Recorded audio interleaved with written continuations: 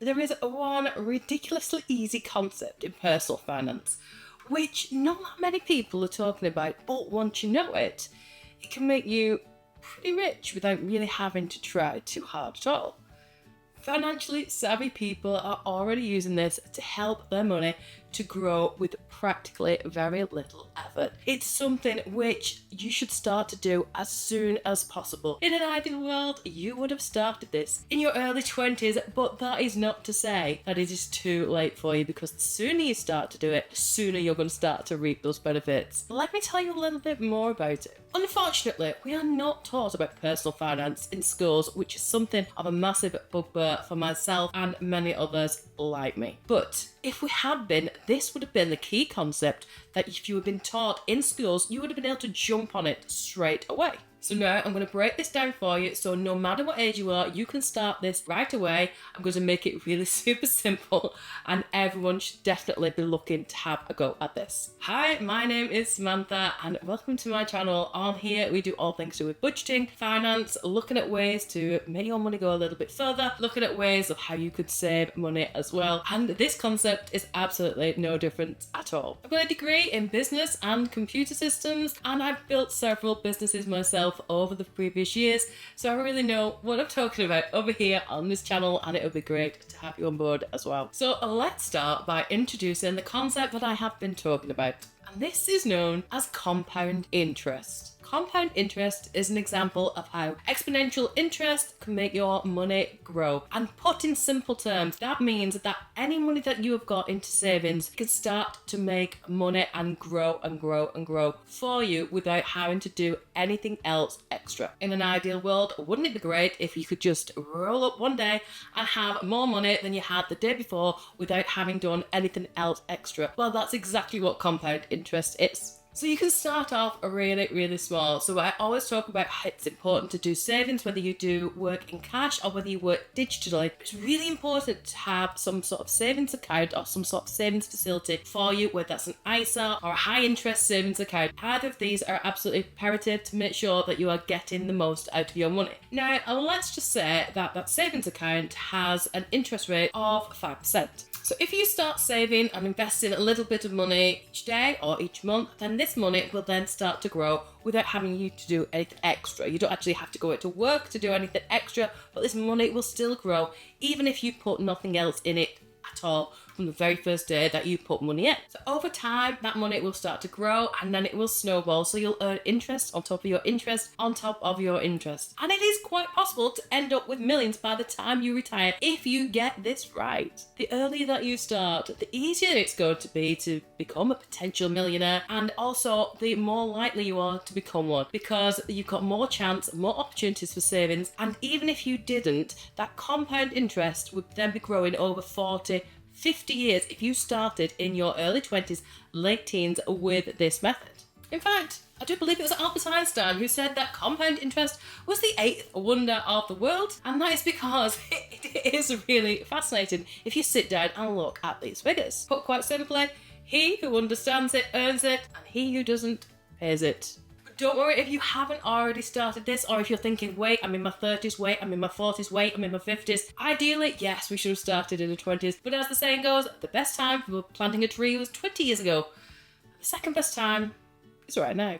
I think the most frustrating thing about this is the term compound interest can sort of frighten us up a little bit. It sounds complicated, it sounds complex, which is probably why about 2/3 of Americans don't really understand compound interest, how compounding works itself. So that's why I'm here to try and break this down for you. So first of all, let's get into understanding it and breaking it down in its simplest form.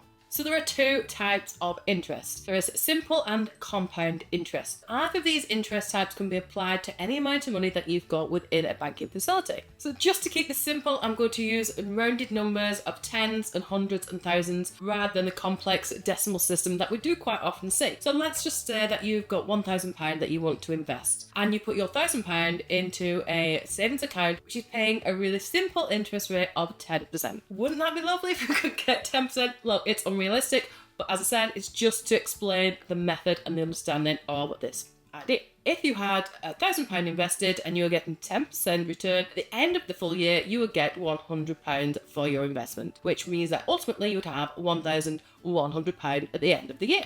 Now, at the end of the second year, you'd have £1,200. At the end of the third year, £1,300. By the end of the fourth year, £1,400. You kind of get where we're going with this, right? So on the flip side, compound interest is far more powerful than just your simple interest. And that is because you're paid interest not just on your initial investment, but also on the interest that you are accumulating. Just like the previous example, if you had invested £1,000 and you've got an interest rate of 10%, which is a compound interest rate, at the end of year one, you still would have had your £1,100.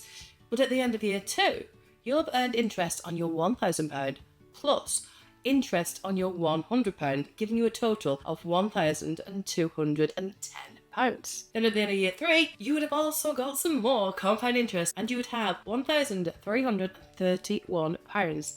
So in this example, you've just earned yourself an extra £31 just by having a compound interest account. And I know, don't come for me, I said you could be a millionaire from this kind of interest. And these are small numbers, admittedly, but just think, if you'd started that process in your late teens, early 20s, and you did this exact thing for 30, 40 years, and didn't take that money out, you kind of see where I'm going with this. So now let's talk about exponential growth, just to be able to understand this. Now I'm going to make it into quite a simple example. We're going to have two people, one's going to be called Sam, and the other one is going to be called Samantha. Which one should we be?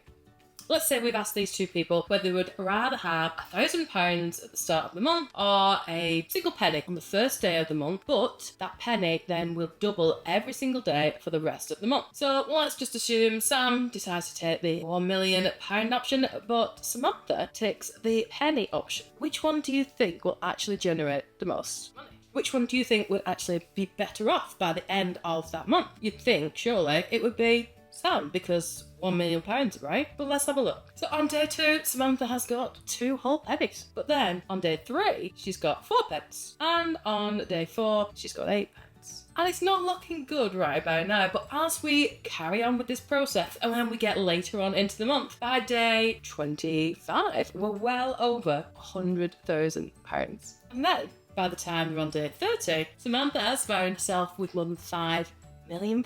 So quite simply, by the power of using compounding interest, Samantha became significantly better off than Sam, who chose to take the £1 million at the start of the month and did nothing else with it. Now, that's not to say this is exactly how compounded interest works. You do not get your money doubled every single day, but it was just the thought or the process of it. What if those 30 days were actually 30 years, and you can then start to see how it would work? It simply means that the rate of your growth will start to grow rapidly in proportion to the size of your investment.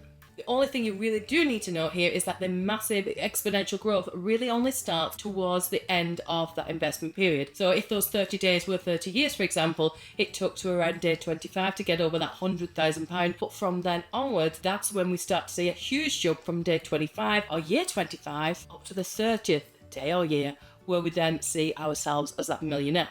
This is why compounding interest is a really long-term investment, but the idea being that if you're going to invest for your retirement, then that's ideally what you want to be doing from your early years. So yes, you do need to invest consistently over a long period of time. My mum has literally just found herself in this exact same position. She started off with a few £100s in her early 20s and she is now retired. And I hardly ever see her now because she is constantly on holiday, she is cruising, and she is living a life of luxury off of that compound interest. She's had to leave that money in there for all those years, but it is now finally paying off and she is reaping absolutely every single one of those benefits. So now let's talk about how you can get rich from the exact same concept. So ultimately, to benefit from compounded interest, you need to invest, and you need to be invested over a long period of time, and you need to do it consistently. If you can only start out with a small amount, it doesn't matter as long as you are starting out, because everything will start to come together several years and several decades down the line. But let's take that little analogy again of Sam and Samantha. So let's say that in her early 20s, Samantha decided to invest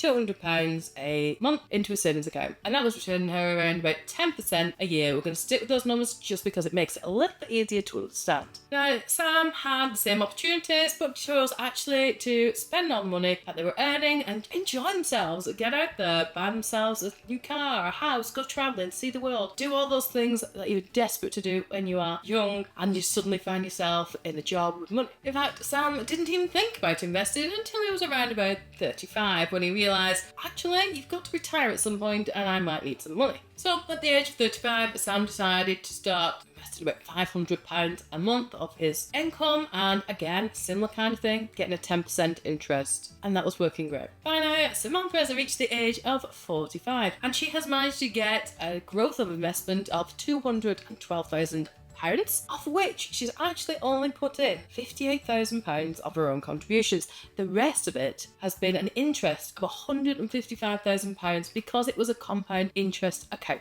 Sam, on the other hand, at the exact same age of 45, has only got £95,000. So he's only been invested for 10 years, but he's invested a little bit more. He put £500 away and he's been doing it for 10 years.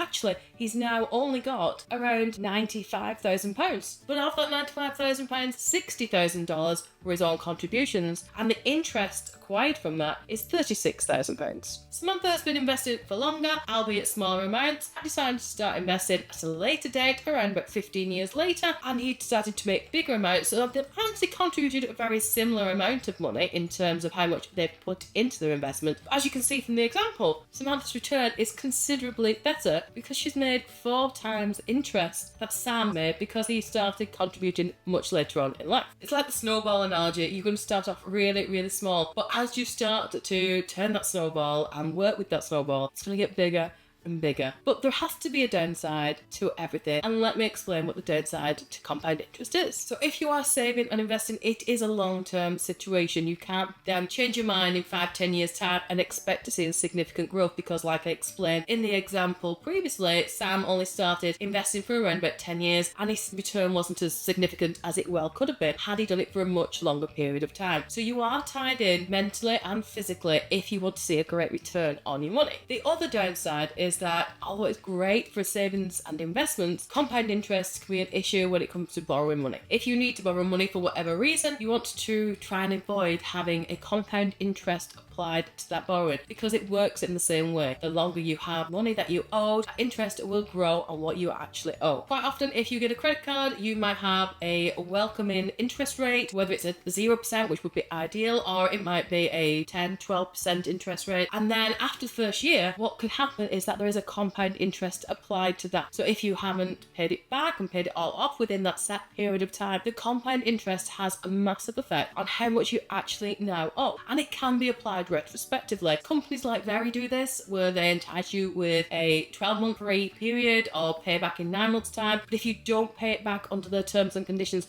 with 0% interest, not only do you start paying interest from that day, you actually start paying interest all the way back. Even if you've already paid off some of that amount, they will retrospectively apply it. So say, for example, you buy a computer for £1,000 and you've got a year of no interest. So you're paying it off, but you get to the end of 12 months and you've still got a couple of £100 you've not paid it off. What they will then do is actually apply the compound interest to the full £1,000, not just the £200, which means that you're now responsible for however much that interest is, and it's usually not a small amount. If you're interested in knowing how much you could potentially earn off of compound interest, quick Google search will bring up some of those calculators for you, so you're able to see exactly what you might be able to earn. And especially if you're later on in life and you're only wanting to start it out now, have a look to see what you could potentially earn by the time that you retire. There are lots of companies that do this, and make sure you do your own research to find the best facility that works for yourself. And as always, if you have enjoyed this video and you want to see more just like this one, I would love to have you here. It's absolutely free. I do not charge compound interest. I do not charge anything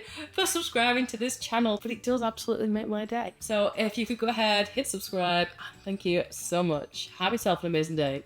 I'll see you really soon. Bye.